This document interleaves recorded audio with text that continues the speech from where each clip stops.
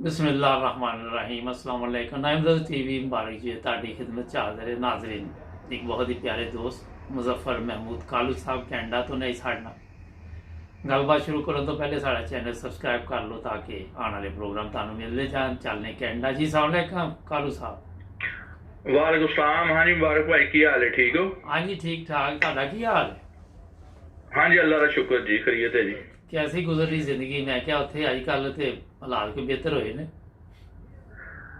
ਹੁਣ ਕੁਝ ਇੱਕ ਦੋ ਮਹੀਨਿਆਂ ਤੋਂ ਕਾਫੀ ਬਿਹਤਰ ਹੋ ਰਹੇ ਨੇ। ਅੱਛਾ ਮਾਰਚ ਦੇ ਸ਼ੁਰੂ ਤੇ ਇੱਥੇ ਲਾਕਡਾਊਨ ਹੋਇਆ ਸੀ, जी जी ਫਿਰ ਸਟੈਪ ਬਾਈ ਸਟੈਪ ਇੱਥੇ ਥੋੜੀ ਨਰਮੀ ਹੋ ਰਹੀ ਹੈ, ਲੇਕਿਨ ਹਲੇ ਕੰਪਲੀਟਲੀ ਰਹਿਣਾ ਠੀਕ ਨਹੀਂ ਹੋਇਆ। ਕੁਝ ਕੇਸਸ ਫਿਰ ਕੁਝ ਦਿਨਾਂ ਤੋਂ, ਕੁਝ 5-6 ਦਿਨਾਂ ਤੋਂ ਫਿਰ ਆ ਰਹੇ ਨੇ, अच्छा। ਲੇਕਿਨ ਅੱਗੇ ਨਾਲੋਂ ਪਹਿਲੇ ਨਾਲੋਂ ਕਾਫੀ ਬਿਹਤਰ ਹੈ। ਤੇ ਕਾਲੂ ਸਾਹਿਬ ਪਾਕਿਸਤਾਨ ਕਿੱਥੋਂ ਦੇ ਖੈਰ ਦੇ ਨਾਲ?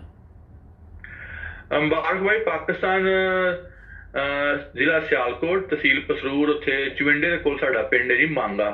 ਮਾਂਗਾ ਝਾਂਗਰੀਆਂ ਸਾਡੀ ਜਮਾਤ ਵਿੱਚ ਮਸ਼ਹੂਰ ਦੋ ਪਿੰਡ ਜਮਾਤ ਸਾਡੀ। ਠੀਕ ਠੀਕ। ਤੇ ਇਹ ਜਿਹੜਾ ਚਵਿੰਡੇ ਦਾ ਜਿਹੜਾ 1965 ਦੀ ਜਿਹੜੀ ਜੰਗ ਹੋਈ ਸੀ ਨਾ, ਉਹ ਦੀ ਬਹੁਤ ਜ਼ਿਆਦਾ ਵਰਲਡ ਰਿਕਾਰਡ ਸੀ ਕਿ ਹਾਂਜੀ ਕਿਤਾਬਾਂ 'ਚ ਪੜ੍ਹਿਆ ਤਾਂ ਹੋਈ ਸੀ। ਅਸੀਂ ਮੈਂ ਜੀ ਉਹ ਸਾਡੇ ਏਰੀਆ ਵਿੱਚ ਹੋਈ ਸੀ ਉਹ। ਅੱਛਾ, ਉੱਥੇ ਕਿਹੜਾ ਜਨਰਲ ਲੜ ਰਿਹਾ ਸੀ ਜੰਗ, ਕੋਈ ਯਾਦ ਹੈ ਤੁਹਾਨੂੰ?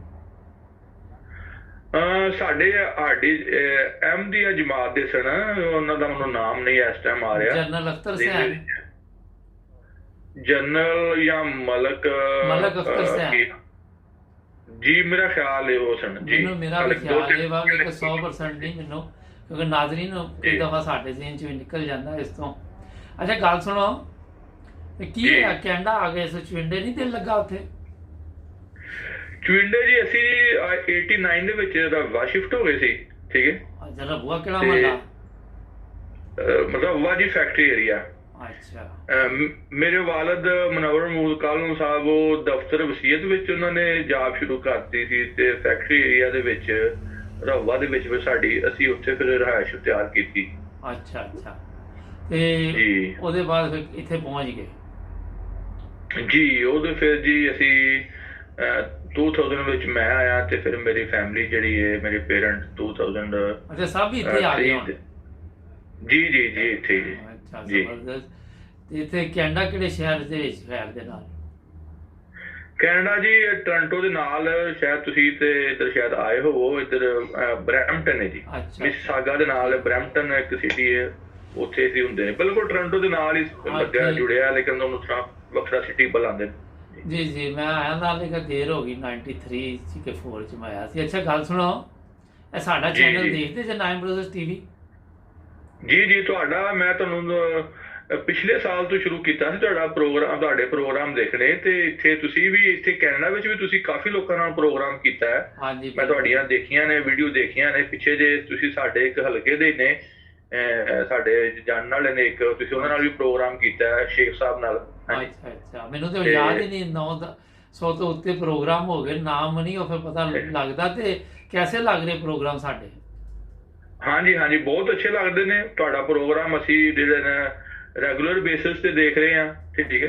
ਇੱਥੇ ਲੋਕ ਮਤਲਬ ਕੈਨੇਡਾ ਦੇ ਵਿੱਚ ਸਾਡਾ ਹੁਣ ਚੈਨਲ ਜਿਹੜਾ ਲੋਕ ਦੇਖ ਰਹੇ, ਬੜੇ ਸਾਨੂੰ ਮੈਸੇਜ ਵੈਸੇ ਕੈਨੇਡਾ ਤੋਂ ਆਉਂਦੇ ਨੇ, ਸਭ ਤੋਂ ਜ਼ਿਆਦਾ ਜਰਮਨੀ ਚ ਨੇ, ਤੇ ਬਾਕੀ UK ਕੈਨੇਡਾ ਅਮਰੀਕਾ ਵੀ ਦੇਖ ਰਹੇ ਨੇ ਲੋਕ, ਪਾਕਿਸਤਾਨ ਬਹੁਤ ਦੇਖ ਰਹੇ ਨੇ।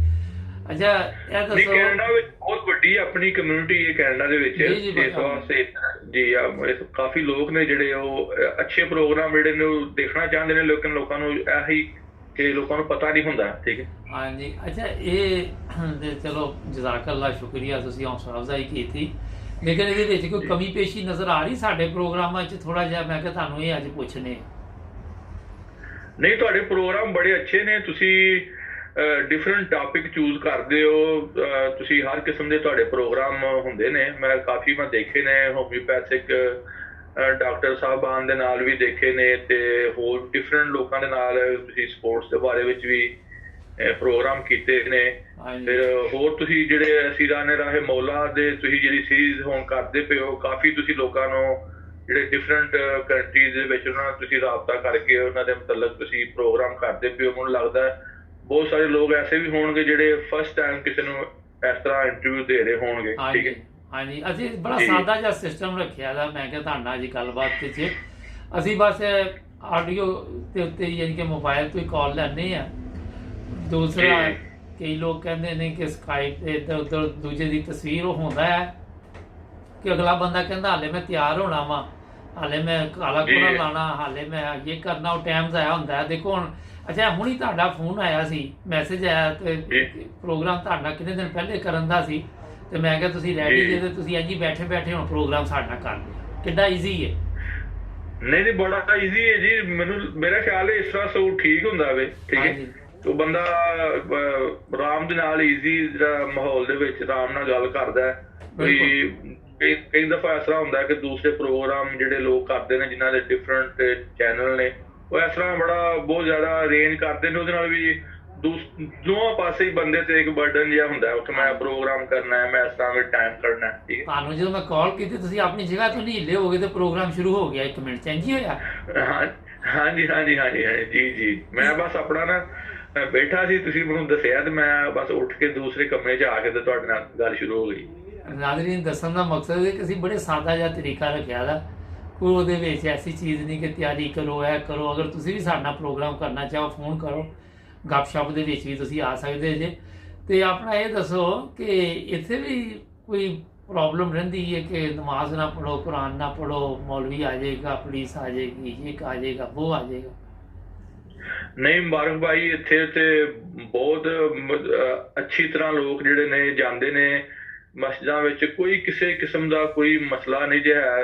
ਲੋਕ ਮੇਰਾ ਖਿਆਲ ਹੈ ਕਿ ਜਿਹੜੇ ਲੋਕੀ ਪਾਕਿਸਤਾਨ ਤੋਂ ਜਾਂ ਡਿਫਰੈਂਟ ਕੰਟਰੀਜ਼ ਤੋਂ ਹੋ ਕੇ ਮਲੇਸ਼ੀਆ, ਸ੍ਰੀਲੰਕਾ ਜਾਂ ਹੋਰ ਕੰਟਰੀਜ਼ ਤੋਂ ਹੋ ਕੇ ਕਾਫੀ ਦੇਰ ਬਾਅਦ ਇੱਥੇ ਆ ਰਹੇ ਨੇ ਤੇ ਉਹ ਤੇ ਇੱਥੋਂ ਦਾ ਮਾਹੌਲ ਦੇਖ ਕੇ ਉਹਨਾਂ ਵਾਸਤੇ ਤਾਂ ਬੜੇ ਸਰਪ੍ਰਾਈਜ਼ ਹੁੰਦੇ ਨੇ, ਠੀਕ ਹੈ। ਸਾਡਾ ਤੇ ਵਜ਼ੀਰ ਆਜ਼ਮ ਵੀ ਬੜਾ ਗੁੱਡ ਆਦਮੀ ਹੈ ਨਾ।